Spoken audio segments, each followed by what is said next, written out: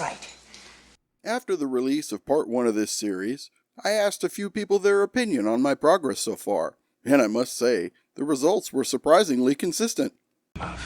I'd say that you sound like an infomercial, but not a good one, like Slap Chop, more shake weighty. What the fuck is this? You know, the only way I could explain it would be in a therapist's office with dolls. As far as my own personal feelings on the matter, You may be wondering why the red suit.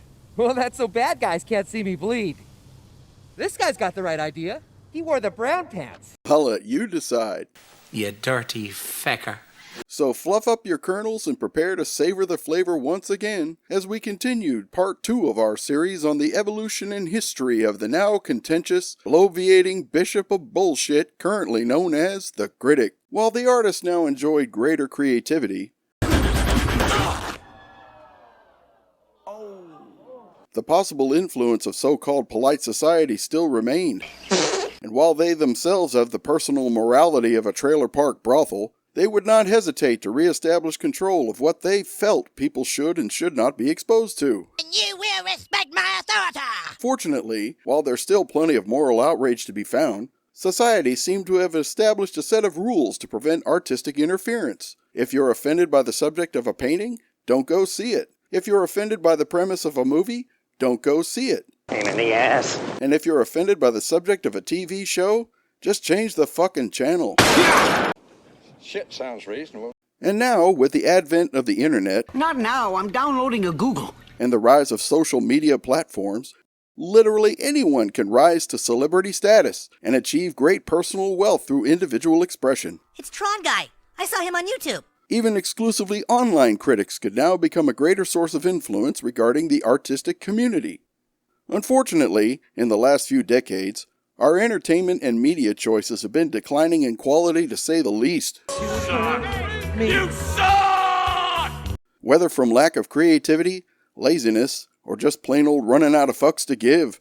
And we still Don't give a fuck. No, fresh out. Fresh out of fucks. Yeah. Hollywood and other media creators now seem satisfied to inundate us with an avalanche of agenda-driven remakes, shitty reboots, and acting so substandard, pathetic, and wooden, it makes fucking Pinocchio look realistic by comparison. It's a thong! Ow! Is that like a personal attack or something? Or...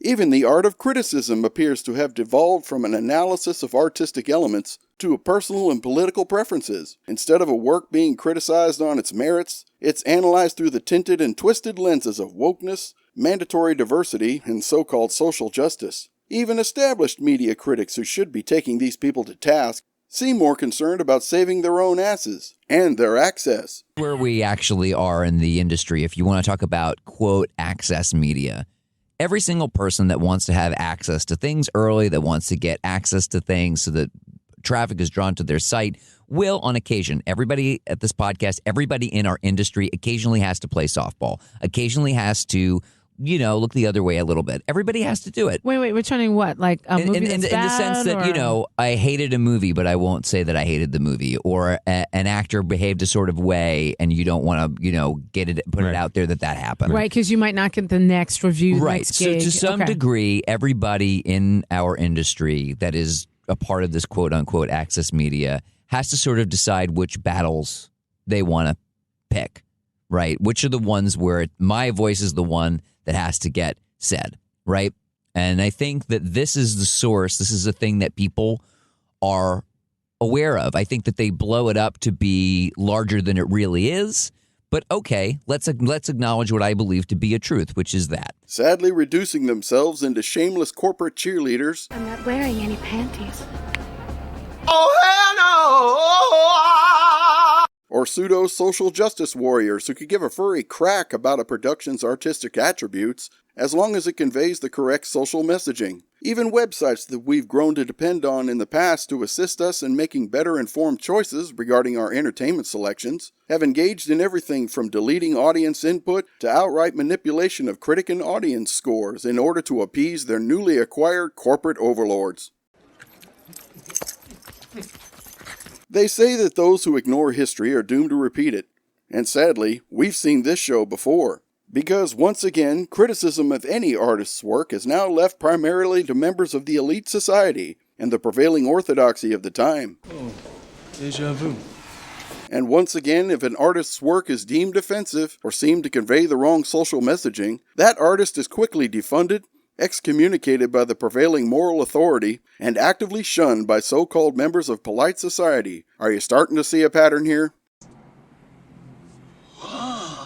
I guess what I'm trying to say with all this is that now more than ever, fans and consumers need to make their voices heard and hold the entertainment industry to account. Down goes Goodman! Fucking Chuck Norris.